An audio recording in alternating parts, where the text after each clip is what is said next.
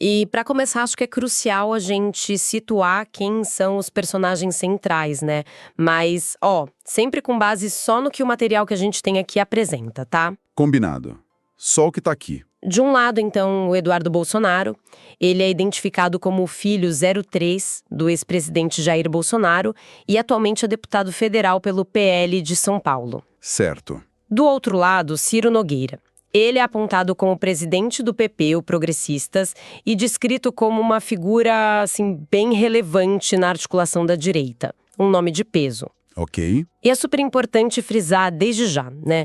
Toda a nossa conversa vai ser estritamente baseada nas informações, nas interações, nas percepções que estão nesses documentos que a gente analisou. Sem tirar nem pôr. Exato.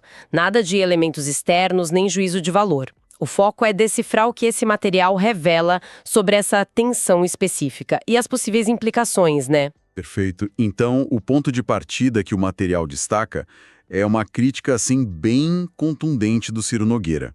Direta mesmo. Uhum.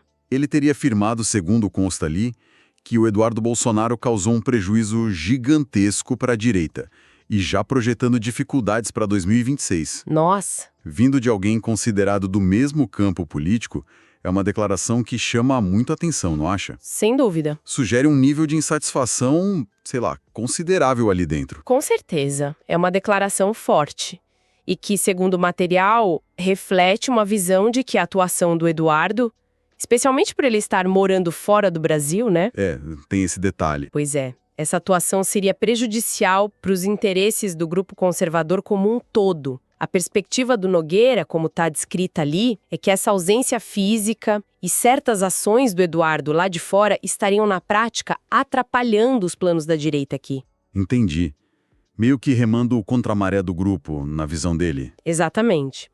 E o que eu acho fascinante aqui, analisando o que foi reportado, é a clara divergência estratégica que essa crítica revela, sabe? Como assim? O material indica que o Ciro Nogueira estaria focado, empenhado num projeto de reorganização da direita brasileira, atuando internamente, sabe? No cenário político nacional. Aham. Fazendo o trabalho de base, digamos. Isso. E a crítica ao Eduardo, nesse contexto, sugere que o Nogueira vê as ações do deputado como um obstáculo, ou, no mínimo, desalinhadas com esse esforço de reconstrução, de fortalecimento interno do campo conservador. Ah, entendi.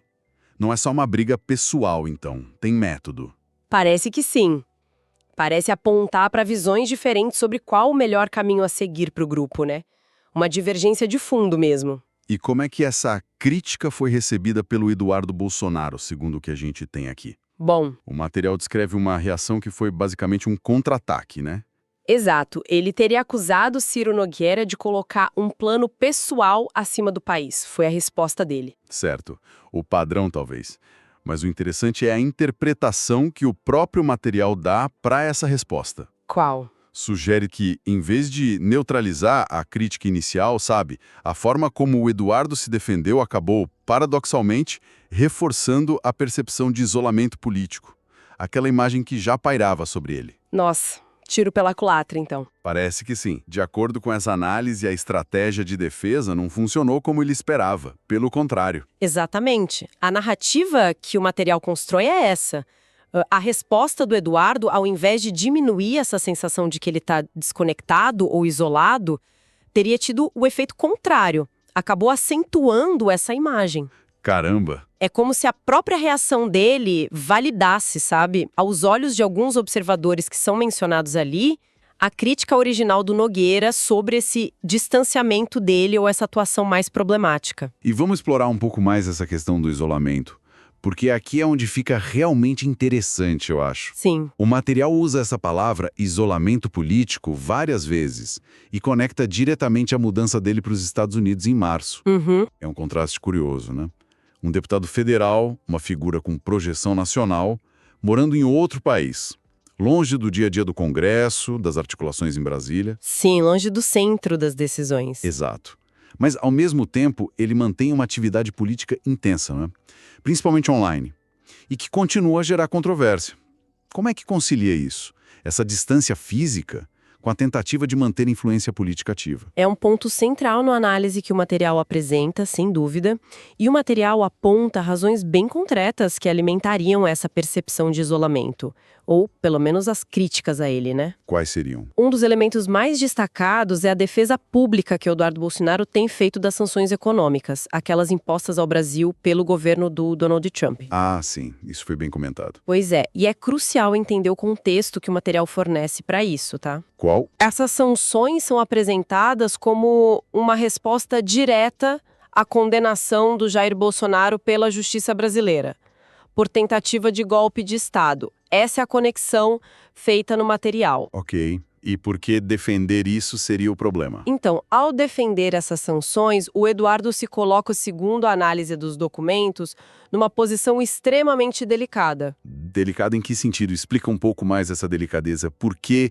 isso seria tão problemático na visão que está apresentada ali? Bom, se a gente conectar isso ao quadro geral da política brasileira, que está descrito no material, a defesa de sanções contra o próprio país, sabe, independentemente da justificativa que ele dê, É algo forte. é visto como uma atitude que cruza uma linha sensível. O material sugere que isso tem potencial para alienar não só os adversários históricos, o que é esperado, Claro. mas também figuras importantes dentro do próprio espectro conservador e até mesmo na base bolsonarista.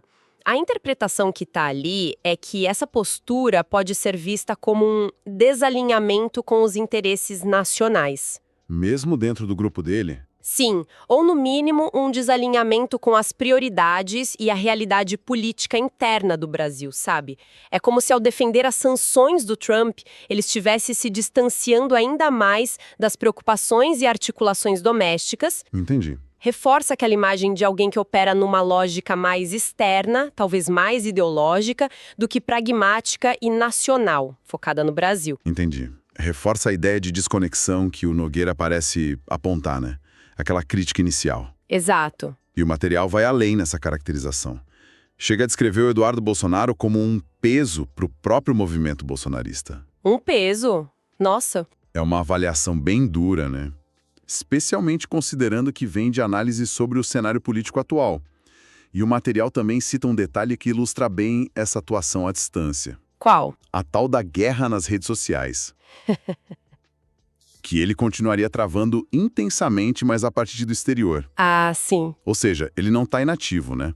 Mas a forma e o local de onde ele atua parecem ser fontes de atrito e de críticas internas bem significativas. Essa qualificação de peso é muito significativa mesmo, principalmente quando a gente contrasta com os esforços de reorganização que são atribuídos ao Ciro Nogueira no mesmo material, né? Verdade. Coloca os dois em polos opostos ali. Exatamente. Isso não só sublinha a tensão que existe, mas sugere que, para alguns atores relevantes da direita, a atuação do Eduardo não está somando. Talvez esteja até subtraindo, nesse momento de busca por novos caminhos pós-derrota presidencial. Indica uma fissura clara, ou no mínimo uma dissonância estratégica bem forte dentro do movimento. E quais seriam as consequências mais amplas dessa postura? E dessa percepção de isolamento do Eduardo? Sempre de acordo com o que o material reporta, claro. Certo. Como é que isso repercute fora do círculo imediato da direita? Aqui tem um detalhe que soa quase irônico, sabe? Conta aí. O material menciona que aliados de Lula, ou seja, oponentes políticos diretos, estariam enxergando o Eduardo Bolsonaro como o melhor cabo eleitoral do petista. Não brinca. É o que está lá. Então, o que tudo isso significa? Aparentemente, as ações e declarações do Eduardo, nessa leitura apresentada, estariam, de forma não intencional, claro, beneficiando o campo político adversário. Exatamente. Essa percepção atribuída a adversários no material é um termômetro importante, né, de como as ações do Eduardo podem estar sendo interpretadas no jogo político mais amplo. Com certeza. Se os oponentes veem as ações dele como benéficas para eles, isso sinaliza um problema sério para o grupo do Eduardo. Não tem como negar. Sem dúvida. Elaborando um pouco mais sobre essa dinâmica que está descrita, de um lado, a gente tem a figura do Ciro Nogueira, que o material retrata como alguém focado em reorganizar a direita de dentro para dentro, sabe? Sim, atuando aqui no Brasil. Buscando talvez uma estratégia mais pragmática de construir pontes, de se adaptar ao novo cenário político brasileiro. E do outro lado a gente tem o Eduardo Bolsonaro, cuja atuação, conduzida de fora do país e muito centrada no ambiente digital, né, e em alianças internacionais específicas. Como com o Trump. Isso, para seguir uma lógica diferente. As ações dele, como essa defesa das sanções, são vistas, segundo a análise, como desalinhadas ou até contrárias a esse esforço de reorganização interna que o Nogueira representaria.